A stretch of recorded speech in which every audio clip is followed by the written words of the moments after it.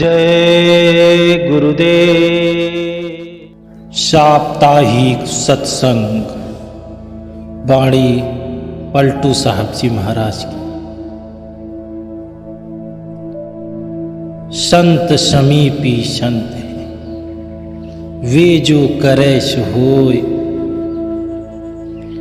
पलटू साहब जी महाराज कहते हैं कि परमेश्वर के नजदीक रहने वाले संत हुआ करते हैं। जो कुछ वे चाहते हैं वही होता है। जो मालिक से मिलना चाहता है उसे चाहिए कि पहले परमात्मा से मिलने के आपको संत का दर्शन जरूर करना चाहिए। आपके मन में, आपके चित्त में यह आवृत्ति रेखांकित हो चुकी है कि आप परमात्मा से मिलाप करना चाहते हैं, तो उसका मात्र एक जरिया संत महात्मा है। संत महात्मा ही चाहेंगे तो आप उस परम पिता परमेश्वर का दीदार कर सकते हैं। अन्यथा इस धराधाम पे, इस मृत्यु लोक पे ऐसी कोई शक्ति अभी तक पैदा नहीं हुई जो आपको उस परमेश्वर से मिला सके। भ्रम में डालने के लिए तरह तरह के लोग, तरह तरह की बातें या तरह तरह के मत मिलेंगे। वास्तविकता क्या है, इसको जानने के लिए आपको संत महात्माओं की शरण में जाना ही पड़ेगा। आगे लिखते हैं, वे जो करे सो होय हुकुम, मैं उनके साहिब। संत कहे सोई करे राम नाम, करते वायु। कहते हैं कि परमात्मा संत के कहने में है, वे जो करे सो होय। यहां तक कि परमात्मा उनके हुक्म में रहता है। हुक्म में उनके साहिब परमात्मा संत की कही हुई हर बात को मानता है, टालता नहीं है। अगर जीव और परमात्मा के बीच में गुरु ना हो तो जीव कभी परमात्मा से मिल ही नहीं सकता। मालिक का जब भी दर्शन होगा तो गुरु के जरिए होगा।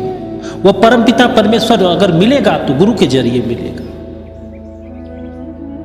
अगर गुरु नहीं मिलेगा तो परमात्मा नहीं मिल सकता। कबीर साहब ने लिखा कि गुरु गोविंद दो उखड़े, काके लागों पा, बलिहारी गुरु आपने, गोविंदियो लगा। गुरु की महिमा का वर्णन किया नहीं जा सकता इस जिह्वा से। कहा गया कि सात समुद्र की मसी करूं, लेखन सब बन रहा, सब धरती कागज करूं, गुरु गुण लिखा न जा। उसके गुण, उसकी कृपा का वर्णन इस जिह्वा से नहीं हो सकता। वह जीवात्मा जब परमपिता परमेश्वर से मिलाप करती है, उस आनंद स्वरूप से मिलती है, उस रूहानियत का दर्शन करती है, तो वो जो भाव उठते हैं, वो जो गुरु के प्रति आदर का उस स्नेह उमड़ता है, अभी तक वो शब्द नहीं बने जिन्हें व्यक्त करके उन भावों को बताया जा सके। तो पलटू साहब जी महाराज कहते हैं कि वो परमात्मा गुरु के कहे के अनुसार भी चलता है। गुरु यदि किसी बात को कह दे तो वो परमात्मा उसे टाल नहीं सकता। गुरु के रजा में उस परमात्मा की रजा है। इसलिए आपको गुरु के पास जाना चाहिए। आगे लिखते हैं, राम के घर के बीच काम सब संत करते, देवता 33 कोट संत से सभी डर। पलटू साहब जी कहते हैं कि 33 करोड़ देवता भी संत से डरते, उनका आदर करते हैं। बहुत से लोगों को हिस्टीरिया या दूसरे मानसिक रोग लग जाते हैं। नतीजा यह होता है कि वे पागल जैसी हरकतें करने लगते। पहाड़ वाले उसको ऊपर की हवा कहते हैं। हमारे मैदानी इलाकों में भूत प्रेत कहा जाता है। जब नाम वाले की मौत के समय यमदूत नहीं आ सकते, फिर भूत प्रेत कहां से आए? जब ऐसा मर्ज होता है तो उसके संबंधी झाड़ कराने वाले को बुलाते हैं। वह आकर फूंक मारता है और धूनी देता है। नाम वाले के पास कोई नहीं आ सकता। संतों के सत्संगियों के पास जिन्न भूत तो क्या देवता भी नहीं आ सकते, वे भी डरते हैं। जो भी सत्संगी हैं, जिनको भी वो दौलत मिली है, वो किसी गफलत में न रहे। उनके सर पर ऐसी शक्ति का हाथ है कि उसका बाल भी भाका इस चराचर जगत में कोई नहीं कर सकता। हाँ, ये हो सकता है कि आपके प्रारब्ध के अनुसार किसी का लेन देन हो तो वो आपको कष्ट दे सकता है, जो आपको लगता है। वास्तविकता ये होती है कि वो कष्ट नहीं होता है, वो आपकी करनी थी। किसी जन्म में आपने किसी को गाली दी थी, आज वो दे के जा रहा है। किसी जन्म में आपने किसी का अनिष्ट किया था, आज वो कर दिया आपका। लेकिन इस जन्म का प्रारब्ध बना रहा है वो आपके माध्यम से। ऐसा नहीं हो सकता। ये मानव नहीं, ये भूत प्रेत जिन्न, ये ऊपरी हवाएं, ये सब भ्रम है। ये सब बहुत नीचे की चीजें हैं, इनमें नहीं उलझना चाहिए। संत महात्माओं की बातों को समझने वाले ये समझते हैं कि नीचे की चीजों को ध्यान नहीं देना चाहिए, ये चीजें ऊपर की हैं। आगे लिखते हैं, राई पर्वत करे करे, पर्वत को राई, राम के घर के बीच फिरत है संत दुहाई। मैं पूछता हूं कि राई का पर्वत कैसे करते हैं? एक सत्संगी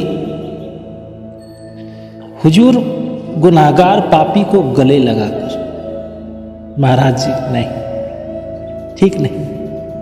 दूसरा सत्संगी कहता है रूह को सचखंड पहुंचा। महाराज जी फिर कहे नहीं, ठीक नहीं। तीसरा सत्संगी ने कहा आप ही बता दें। तो पलटू साहब जी महाराज कहते हैं यह तो सभी जानते हैं, ठीक ठीक बताओ, बस कोई जवाब नहीं देना चाहता। तो बातों को सुनो आप। मन को मारकर बारीक करके आंखों के बीच में से होकर जाना है। यह जो आंखों की पुतली है, इसके अंदर जाओ, आगे सब कुछ मौजूद है। करोड़ों पहाड़, करोड़ों देश इसमें है। आत्मा जब भी अंदर जाएगी इस आंख के बीच में से होकर, और कोई रास्ता नहीं। जब भी जाएगी इन आंखों के बीच से होकर जाएगी, क्योंकि राई यानी तीसरे नेत्र में सारा संसार दिखाई देता है। यह संत महात्माओं का काम है। वे ही राई को पर्वत करते हैं, फिर परमेश्वर के घर में जाने की कार्रवाई शुरू होती है। संतों की ही है ये बात, जिसे वे चाहे ले जाएं, जिसे वे चाहे छोड़ दें। संत जब अपनी दया अपने शिष्यों पर करते हैं तो समय नहीं लगता, चीजें ऐसे बदलती हैं जैसे मानो कि उसके भाग्य उदय हो चुके। ये तभी होता है जब संत महात्माओं को अपने शिष्य के प्रति स्नेह उमड़ता है। स्नेह तभी हो सकता है जब शिष्य अपने मालिक के एक एक वचनों पर न्यौछावर हो जाए। ये अवस्था तभी आ सकती है।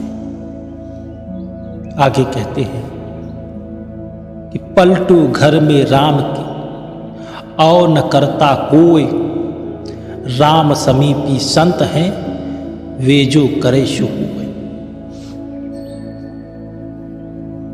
जब गुरु गोविंद सिंह जी मालवा गए, वहां गेहूं नहीं होता था, जौ चने होते थे, बंजर भूमि थी, वर्षा नहीं होती थी। लोगों ने गुरु महाराज से बात की, उनकी सेवा भी की। रेगिस्तान में बीकानेर को कौन जानता था? डल्ला बरार जात की सरदार होते हैं। वहाँ मंदार के मनार एक पौधा होता है, खड़े थे। गुरु साहब ने कहा, डल्ला देख कितना सुंदर आम है। डल्ला ने कहा, महाराज जी ये तो मदार का पेड़ है। गुरु साहब ने कहा कि तू कह दे ये आम है।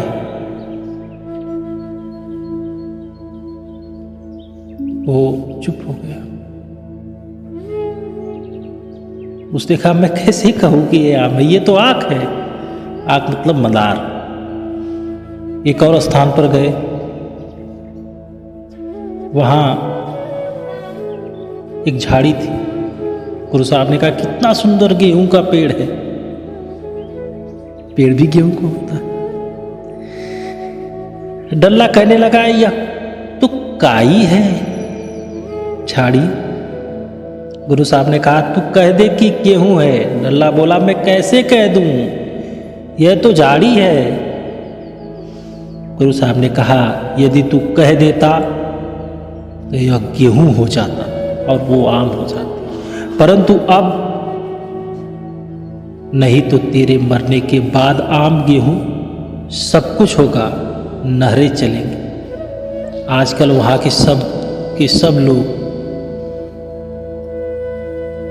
उस बात को मानने के लिए विवश हो चुके हैं। जहां गुरु गोविंद साहब ने डल्ला से कहा था ये आम का पेड़ है, आज वहां बगीचे हैं। जहां डल्ला से कहा था ये गेहूं की खेत लहलहा रहे हैं, वहां गेहूं की खेती होती है। इसलिए पलटू साहब कहते हैं कि संत जो चाहे वो कर सकता है, परमात्मा भी उसकी मर्जी के खिलाफ नहीं जा सकता। जय गुरुदेव।